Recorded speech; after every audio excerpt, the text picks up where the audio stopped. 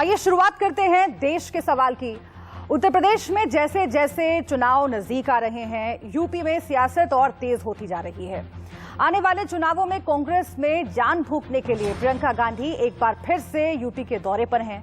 प्रियंका यहां 3 दिनों तक रहने वाली हैं और चुनावी रणनीति पर मंथन होगा।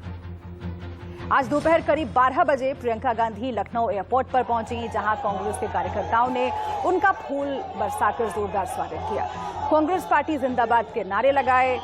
हुसैनगंज में कुछ देर के लिए प्रियंका का काफिला जाम में भी फंसा। वहां से निकलकर प्रियंका महात्मा गांधी की प्रतिमा पर पहुंची। प्रियंका गांधी वाड्रा ने महात्मा गांधी की प्रतिमा पर पुष्पांजलि अर्पित की।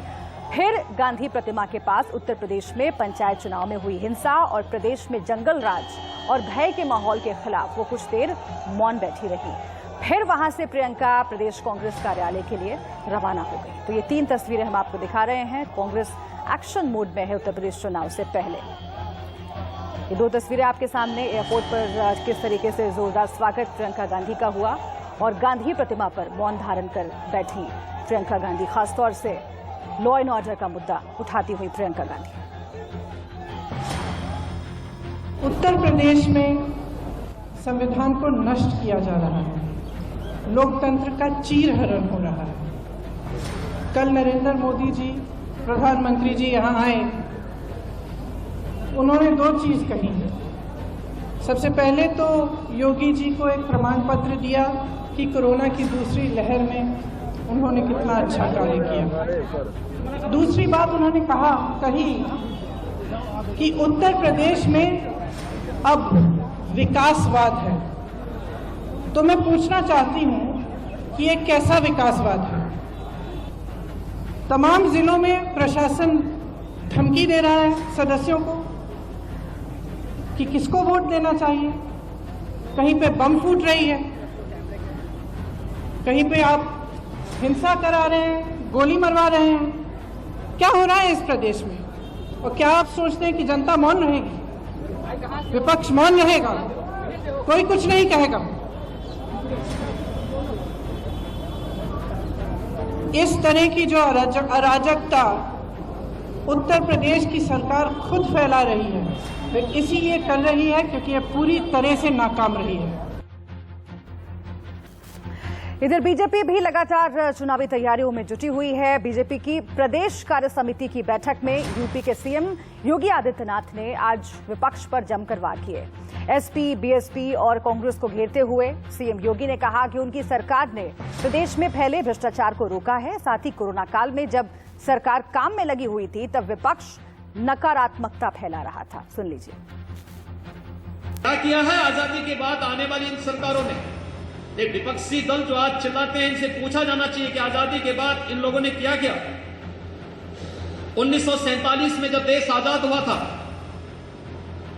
और 1950 में जब उत्तर प्रदेश का गठन होता है, उत्तर प्रदेश की प्रति व्यक्ति आय नेशनल एवरेज से अधिक थी। राष्ट्र की प्रति व्यक्ति आय से अधिक उत्तर प्रदेश की आय थी। सख्ती करनी पड़ी तो स्वाभाविक रूप से जिन पे सख्ती हुई होगी वे हमें अपना मित्र तो नहीं मानेंगे। जिनके लूट के तंत्र को हमने ध्वस्त किया, जिनके उस आर्थिक साम्राज्य को जो अनैतिक तरीके से अर्जित किया गया था, वे हमारे शुभचिंतक तो नहीं होंगे। विपक्ष की नकारात्मक भूमिका को हमें समझना होगा। आपने देखा होगा इस महामारी के दौरान इनमें से एक भी चेहरा सामने नहीं आया था जो जनता के बीच में सेवा का कार्य कर सके, जनता को ईमानदारी के साथ एक ढाढ़स बंधा सके, संकट के समय में जनता की समस्या के लिए खड़ा कहीं होता हुआ दिखाई दिया हो।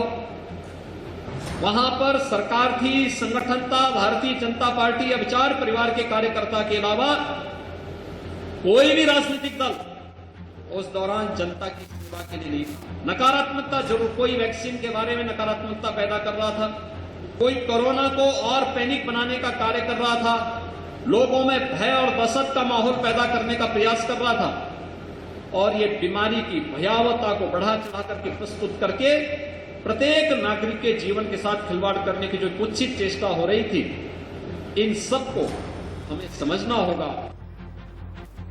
इसके साथ ही सीएम योगी ने आज समाजवादी पार्टी पर भी हमला बोला। कल आगरा में महंगाई के खिलाफ एसपी ने रैली निकाली जिसमें पाकिस्तान जिंदाबाद के नारे लगे, ऐसा बताया गया। सीएम योगी ने इस मुद्दे को लेकर एसपी पर निशाना साधा है। उत्तर प्रदेश शासन पर और प्रदेश की सुरक्षा एजेंसियों पर विश्वास नहीं, ये आखिर किस मंशा को प्रदर्शित करता है? तो आपको मालूम है कि कल प्रधानमंत्री नरेंद्र मोदी काशी पहुंचे थे, वहां से चुनावी बिगुल उन्होंने फूंका। आज लखनऊ पहुंची हैं प्रियंका गांधी। तो अलग अलग पार्टियां जो हैं एक्शन मोड में है, लेकिन कौन किसको पछाड़ेगा और बीजेपी के लिए सबसे बड़ी टक्कर उत्तर प्रदेश में कौन सी पार्टी बनेगी, इस पर चर्चा करेंगे। हमारे साथ कुछ खास मेहमान जुड़े हुए हैं। सबसे पहले उनसे परिचय मैं आपका करवा देती हूँ। शिवम छाबड़ा हमारे साथ जुड़ गए हैं, प्रवक्ता बीजेपी, आपका बहुत स्वागत। आलोक शर्मा हमारे साथ जुड़े हुए हैं, कांग्रेस पार्टी के प्रवक्ता, आपका भी बहुत बहुत स्वागत। और इसके साथ ही कुछ देर में राजपाल कश्यप हमारे साथ जुड़ रहे हैं, एसपी के प्रवक्ता, और दीपक वाजपेयी प्रवक्ता आम आदमी पार्टी भी हमारे साथ रहेंगे।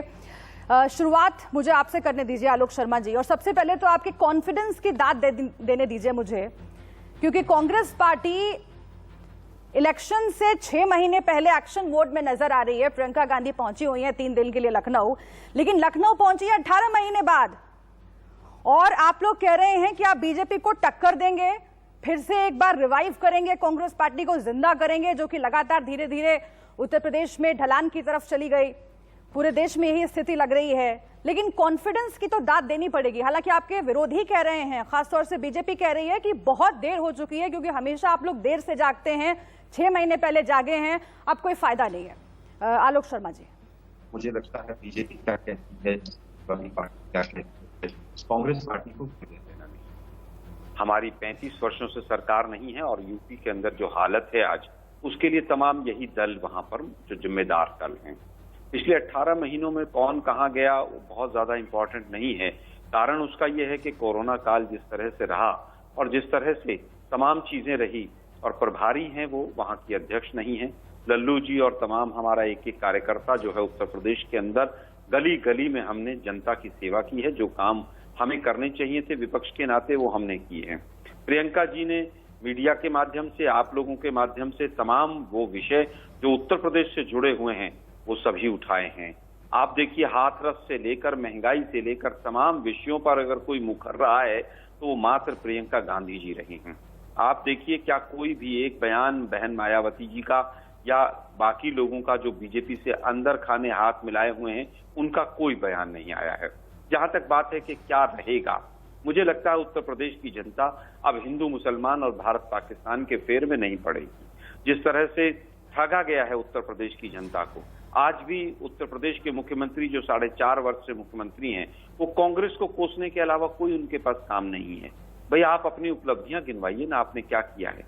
वो जो इलाहाबाद में संगम के तट पर जिस तरह से मुर्दों की बस्ती बन गई, क्या वो पूरे देश ने नहीं देखी है?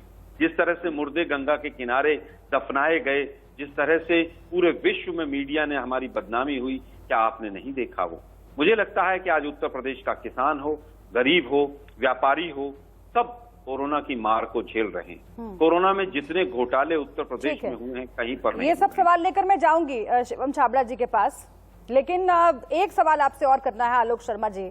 जरूर। पंचायत चुनाव में जो हाल हुआ है कांग्रेस पार्टी का, वो भी तो आपके ध्यान में होगा ही। फिर कैसे आप लोग कह रहे हैं कि यहां से पार्टी को फिर से खड़ा कर देंगे? प्रियंका गांधी जोर शोर से जुट गई हैं, रायबरेली तक नहीं बचा पाए आप लोग। देखिए, मुझे लगता है कि रायबरेली क्या, उत्तर प्रदेश का लोकतंत्र ही नहीं बचा पाए हम। उत्तर प्रदेश में जिस तरह से लोकतंत्र का चीरहरण हुआ है, महिलाओं के जो जिस तरह से वस्त्र हरण हुआ है, वो पूरे विश्व ने देखा है कि किस तरह से गुंडागर्दी करके, मैं गुंडागर्दी शब्द इस्तेमाल कर रहा हूं, किस तरह से बीडीसी के और तमाम मेंबर्स को खरीदा गया। मैं आज उत्तराखंड के अंदर बैठा हूं, यहां पर एक रिजॉर्ट था जिसके अंदर 250 बीडीसी के और जिला पंचायत के सदस्यों को पैसे देकर यहां पर कैद रखा गया। जब ऐसी हालत होगी, पुलिस प्रशासन, डीएम, एसपी सब बीजेपी के कार्यकर्ता के तौर पर काम करेंगे, तो स्वाभाविक है कि कौन जीतेगा और कौन हारेगा। बीजेपी पूरी तरह से हारी थी वहां पर, लेकिन उसको किस तरह से चिट्ठियां रात को बांटी गई, किस तरह से मेंबर्स को 4-4 दिन ठीक है, ये बहुत महत्वपूर्ण सवाल बार बार उठ रहे हैं शिवम छाबड़ा जी।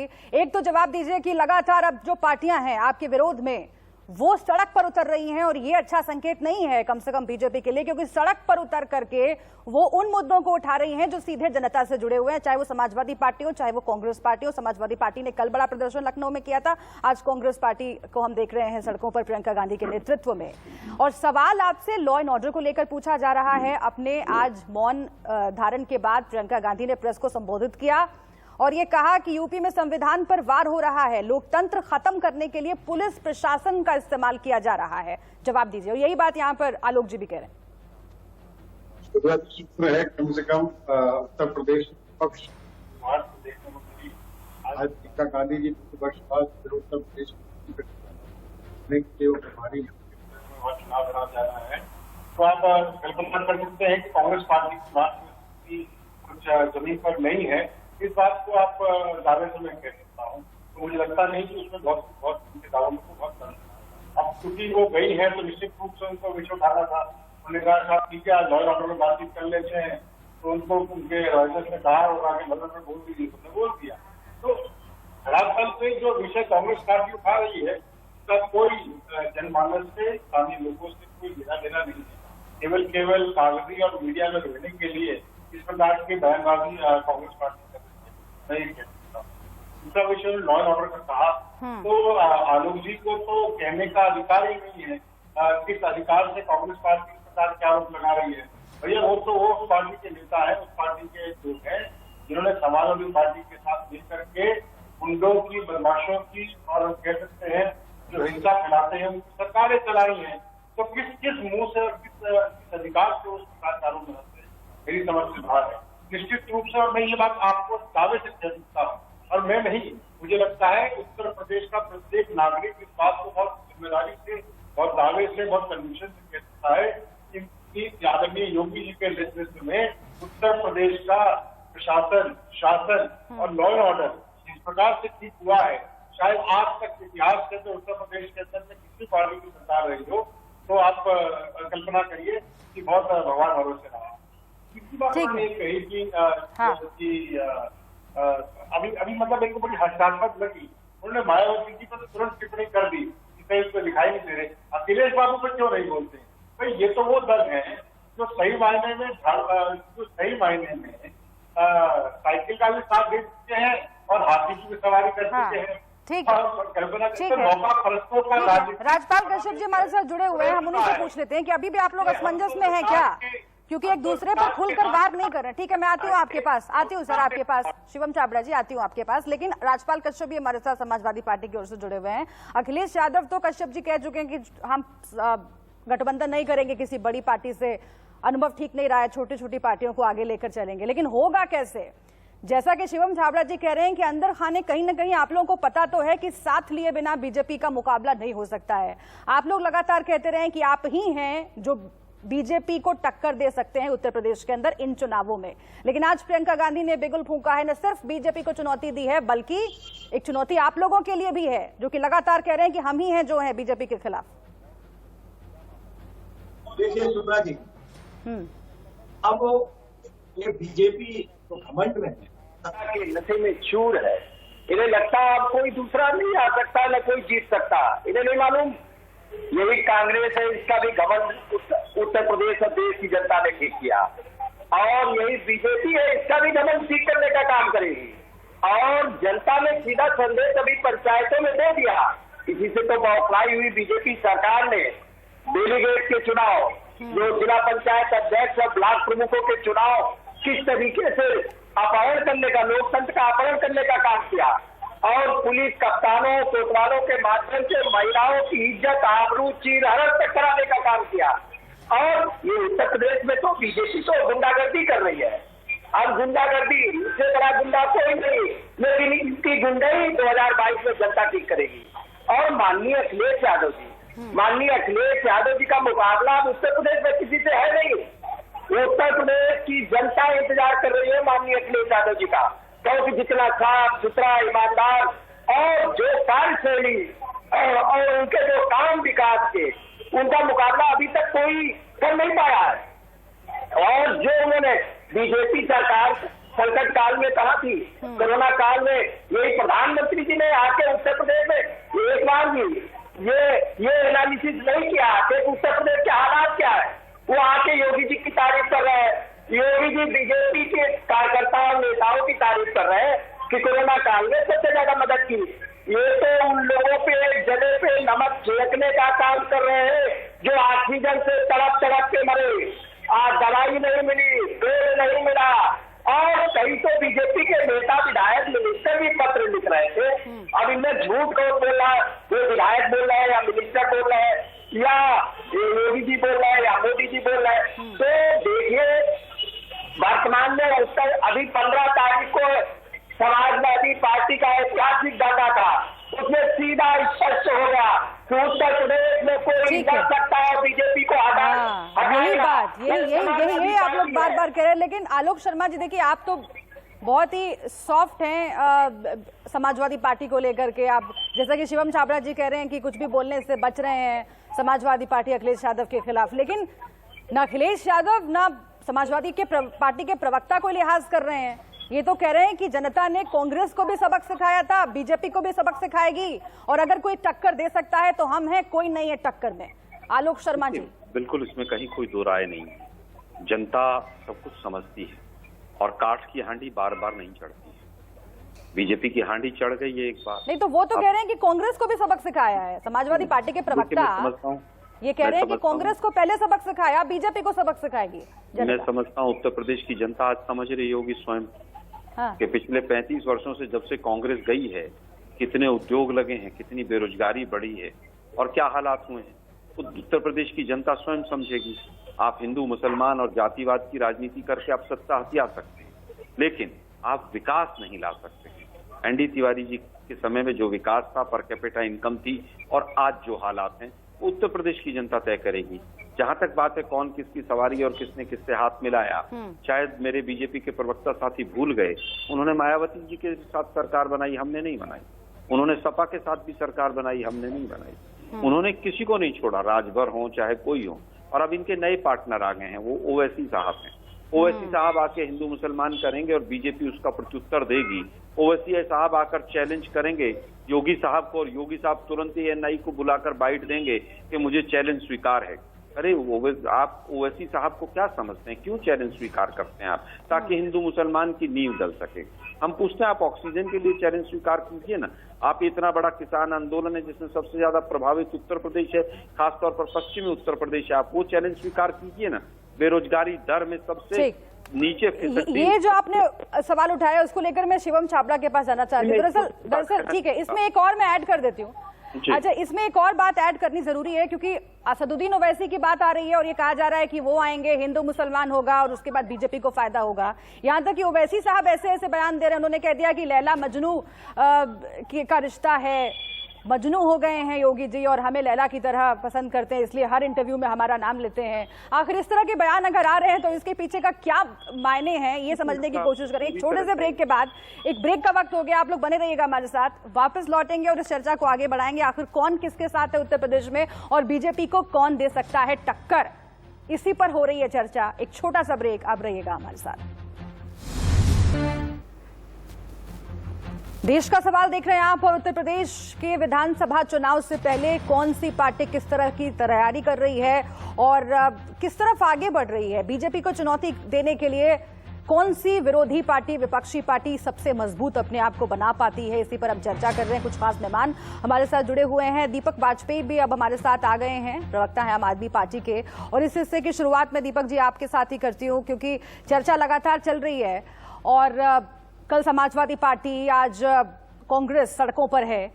आप लोग भी सक्रिय तो थोड़े थोड़े दिख रहे हैं, हालांकि तमाम दूसरी पार्टियां चाहे वो बसपा हो, सपा हो, कांग्रेस हो, अभी तक एक दूसरे से हाथ मिलाने को लेकर नकारात्मक ही हैं और ये कह दिया गया है कि हम अकेले हैं, अकेले ही चुनाव लड़ेंगे। लेकिन संजय सिंह गए थे अखिलेश यादव से मिलने के लिए, उसके बाद अखिलेश यादव संजय सिंह आम आदमी पार्टी की तर्ज पर ही कई घोषणाएं भी करते हुए नजर आए, मुफ्त बिजली की। लेकिन ये बताइए कि बीजेपी की जो स्थिति है अभी उत्तर प्रदेश में और जो पिछले कुछ चुनावों में रही है, विधानसभा और लोकसभा, एक साथ आए बिना क्या बेड़ा पार होगा? आप तो हालांकि आपकी तो राजनीति की जो आगाज है वही कांग्रेस के विरोध से हुई है, लेकिन अब परिस्थितियां बदल गई हैं। दीपक वाजपेयी जी, देखिए उत्तर प्रदेश के बारे में एक ही बात कहना चाहूंगा। दुष्यंत जी का एक शेर है कि उनके पैरों के नीचे जमीन नहीं, हद तो ये है कि उनको यकीन नहीं। उत्तर प्रदेश में जिस तरह कोरोना को लेके हाहाकार हुआ, खुद कैबिनेट मिनिस्टर्स जो है वो अपनी जान नहीं बचा सके, सरकार उनकी जान नहीं बचा सकी। जिस तरह लाखों लोग एक एक सांस के लिए, ऑक्सीजन के लिए तड़पते रहे, तो ये 24 करोड़ लोग उत्तर प्रदेश के मुकाबला करेंगे योगी जी से। किसी राजनीतिक दल को मुकाबला करने की जरूरत नहीं है। ब्लॉक प्रमुख चुनाव में जिस तरह माता बहनाओं की साड़ी खींची गई, जो फुटेज वायरल हुए, तो यहां की जो महिलाएं, उत्तर प्रदेश की 12 करोड़ महिलाएं हैं, वो मुकाबला करेंगे योगी सरकार का। आप देखिए जिस तरह राम भक्तों के साथ धोखाधड़ी हुई राम जन्मभूमि में, वो सारे राम भक्त मिलकर बदला लेंगे, इसके लिए कोई आवश्यकता नहीं है। आज योगी जी की जमीन उनके पैरों के नीचे से खिसक चुकी है।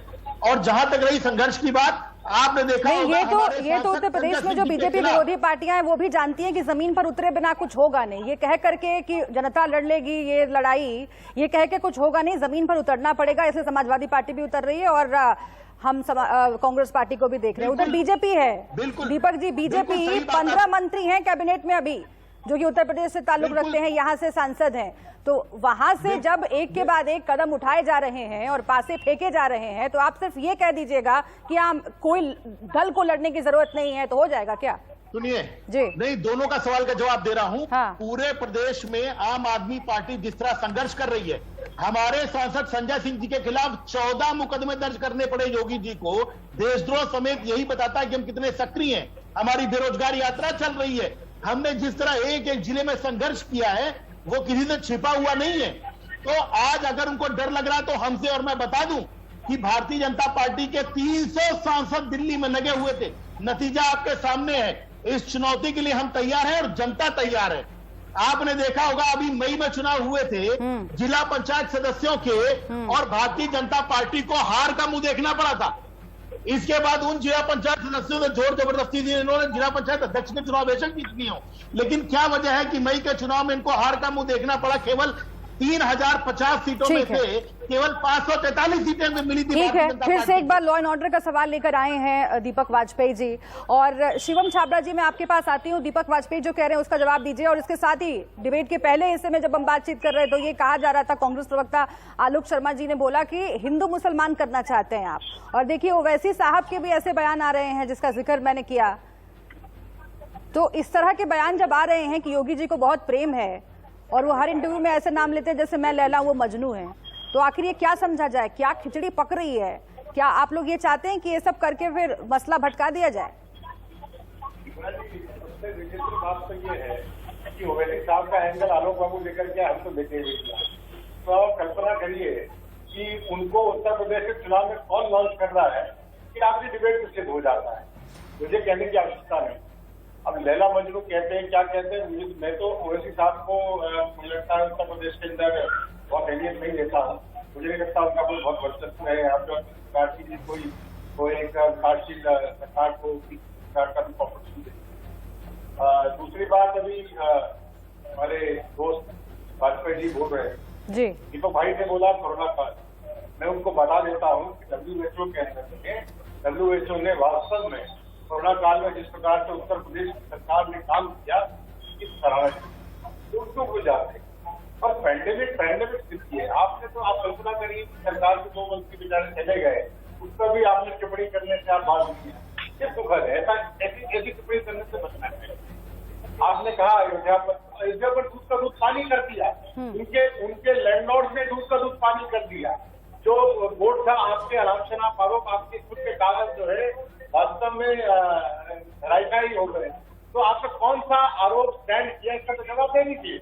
आप स्टैंड का जवाब नहीं देना चाहते हैं, केवल अयोध्या का विषय इसलिए ले जाना चाहते हैं क्योंकि आपको लगता है कि साहब हिंदुओं का एक हम कह सकते हैं कि एक भावना जो है भारतीय जनता पार्टी की है, साहब उसके अंदर खेल मारने का प्रयास करते हैं। तो कहीं ना कहीं हिंदू मुसलमान करने का काम जो है कि विपक्षी पार्टियों ने किया, मैंने नहीं किया। शुक्र कि आपकी डिबेट से मैं इस बात को साबित कर देता हूँ।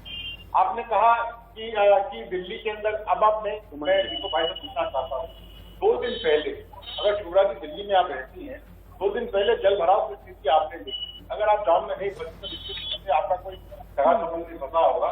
दिल्ली के अंदर लॉ एंड ऑर्डर की स्थिति भी भगवान भरोसे नहीं है, लेकिन दिल्ली के अंदर जो स्थानीय समस्याओं की समस्या है, जो जल भराव का मामला है, आप पानी लोगों को दे नहीं पा रहे हैं, कहते हैं फ्री पानी देंगे। चलिए आप लोगों को दे नहीं पा दिल्ली रहे की हैं। समस्याओं पर आ गए, दिल्ली की समस्याओं पर आ गए, लेकिन दिक्कत ये है ना कि उत्तर प्रदेश में भी ऐसी कई समस्याएं हैं जिन पर बात नहीं हो रही है, जिन पर बात होनी जरूरी है। ठीक है, मैं आती हूँ आपके साथ सर, आती हूँ आपके पास, क्योंकि हम बात उत्तर प्रदेश के चुनावों की कर रहे हैं और अगर वहां पर मसले आप लोगों को नहीं मिल रहे हैं, आप दिल्ली की तरफ जा रहे हैं, तो फिर इससे क्या समझा जाए? क्योंकि एक के बाद एक लगातार ऐसी घटनाएं घटी हैं जिससे सवाल खड़े होते हैं और बहुत कुछ डिस्कस किया जाना बाकी है। लेकिन आलोक शर्मा जी, आप जवाब दीजिए। जो बात शिवम छाबड़ा जी कह रहे हैं कि बीजेपी के साथ जनता का सपोर्ट है, लेकिन एक और सवाल मैं इसमें ऐड करना चाहती हूँ। जो राहुल गांधी जी ने बात कही आज और उसकी बहुत चर्चा भी हो रही है, वो एक अलग ही थ्योरी लेकर आए हैं कि जो कांग्रेस छोड़कर चला गया वो डरा हुआ है।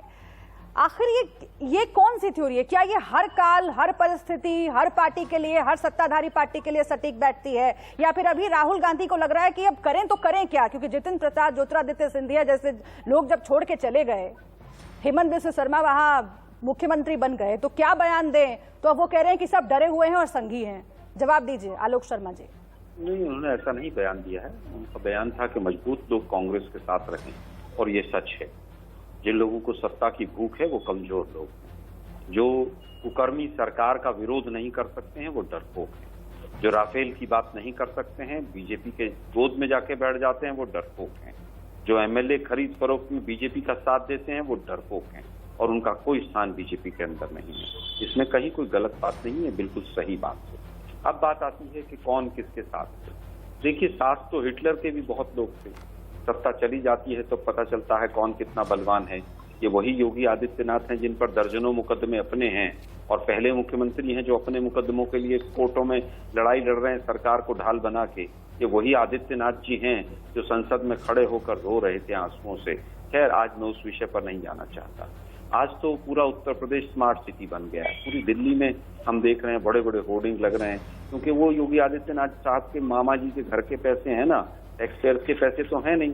शिवम छाबड़ा जी जो आप बात कह रहे हैं, वैक्सीनेशन में उत्तर प्रदेश सबसे फिसड्डी, तमाम चीजों में जिस तरह के जो हालात हैं, आज आप देखिए कि किस तरह से वो चीजें, आप वैक्सीन को देख लीजिए, आप बाकी चीजों को देख लीजिए, आप जिस तरह से कोरोना की हैंडलिंग हुई, जिस सरकार के 5 मंत्री चले गए हों, 6 विधायक चले गए हों, उसके बाद भी आप कहें कि साहब हमने कोरोना बहुत अच्छा हैंडल किया है, तो इलाहाबाद हाई कोर्ट और सुप्रीम कोर्ट जो फटकार लगा रहे थे, ये तो देशद्रोही होंगे बीजेपी की नजरों में।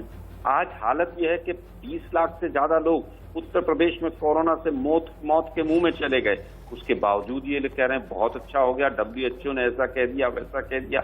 इलाहाबाद के हाई कोर्ट के जज की हालत पता था क्या हुई थी? मोदी साहब के जो प्रस्तावक थे, मिश्रा साहब, बनारस से, उनकी क्या हालत हुई थी ऑक्सीजन की? ठीक है, लेकिन दिक्कत ये है ना कि ये तमाम मसले आप लोग पहले भी उठाते रहे हैं, लेकिन जो कांग्रेस पार्टी की स्थिति है उत्तर प्रदेश के अंदर, 1 लोकसभा सीट, 7 विधानसभा सीट, अब यहाँ से आगे कैसे बढ़िएगा और उसका रोड मैप क्या होगा? हम कांग्रेस विपक्ष में हैं, शुभ्रा जी और विपक्ष का काम कर रही है। हम मायावती बहन की अब तो चुनाव आ रहे हैं ना सर, अब तो चुनाव में तो जीतने के लिए लड़ता है ना कोई। नहीं, देखिए, बीजेपी का फार्मूला है कि चुनाव केवल लोकतंत्र है और जीत ही केवल लोकतंत्र है। हमारे लिए नहीं, हमारे लिए संवैधानिक संस्थाएं, हमारे लिए सिस्टम लोकतंत्र है।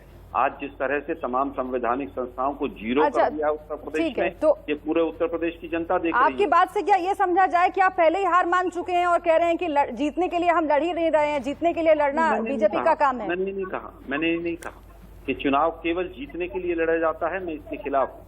आप तमाम ईडी, सीबीआई और सब लोगों को आप वहां पर झोंक दें और उसके बाद चुनाव जीते, मैं उसको लोकतंत्र नहीं मानता हूँ, ना ही मेरी पार्टी मानती है। आज जिस तरह से तमाम संवैधानिक संस्थाओं का चीरहरण हो रहा है उत्तर प्रदेश से लेकर दिल्ली तक, वो पूरा देश देख रहा है। जनता तय करेगी। रोजगार मिल रहे हैं तो जनता जरूर वोट दे इनको। अगर आपको लगता है कि भुखमरी के कागार पर जिस तरह से 23.5 करोड़ लोग बिलो पॉवर्टी लाइन वापस चले गए, पर कैपिटा इनकम जो है वो बांग्लादेश से भी नीचे चली गई, हंगर इंडेक्स में, ठीक है सर, ये बात लेके मैं जाऊंगी शिवम छाबड़ा जी के पास। वक्त के मेरे पास बहुत कम बचा है, वक्त मेरे पास बहुत कम बचा, इसलिए राजपाल कश्यप जी का रुख एक बार मैं करना चाहती हूँ। राजपाल कश्यप जी, अखिलेश यादव का बार बार ये कहना कि अकेले ही चुनाव लड़ेंगे, छोटी पार्टियों को साथ लेकर चलेंगे, लेकिन देखिए कांग्रेस पार्टी कहीं ना कहीं सॉफ्ट कॉर्नर दिखा तो रही है, क्योंकि जमीन पर ये हालात, जमीन पर जो हालात हैं वो सब जानते हैं कि बीजेपी का मुकाबला करने के लिए साथ आना जरूरी है। तो क्या यही रवैया रहेगा? हालांकि अधिकार क्षेत्र में नहीं है कि यहाँ पर बैठकर आप कुछ बता दें, लेकिन साथ नहीं आएंगे तो चलेंगे कैसे? क्या आप लोगों को ये डर सता रहा है कि जो बिहार में हुआ, क्योंकि बिहार में हमने देखा कि जैसे ही हार मिली गठबंधन, महागठबंधन को, उसके बाद आरजेडी जैसी पार्टियां कांग्रेस पर दोषारोपण करने लग गई। आपको ये डर है क्या उत्तर प्रदेश में कि नुकसान करवा देगी कांग्रेस पार्टी? देखिए सुब्रा जी, ये राष्ट्रीय अध्यक्ष जी निर्णय लेंगे, किसको लेंगे साथ में, किसको नहीं लेंगे, ये राष्ट्रीय अध्यक्ष जी निर्णय लेंगे। लेकिन वर्तमान में उत्तर प्रदेश में बड़ी बेरोजगारी बढ़ी है, कानून व्यवस्था ध्वस्त हुई है, उत्तर प्रदेश में जंगल राज है, महंगाई चरम सीमा पे है, डीजल पेट्रोल के दाम बेतहाशा बढ़े, गैस सिलेंडर मिल नहीं रहा, दलित पिछड़े यहाँ सताए जा रहे हैं, दलित पिछड़ों की बहन बेटियां सुरक्षित नहीं है, कानून व्यवस्था ध्वस्त हो गई है। और एक शिखा रखवार, यहाँ तो थानों में सुनवाई नहीं हो रही होगी राज्य में।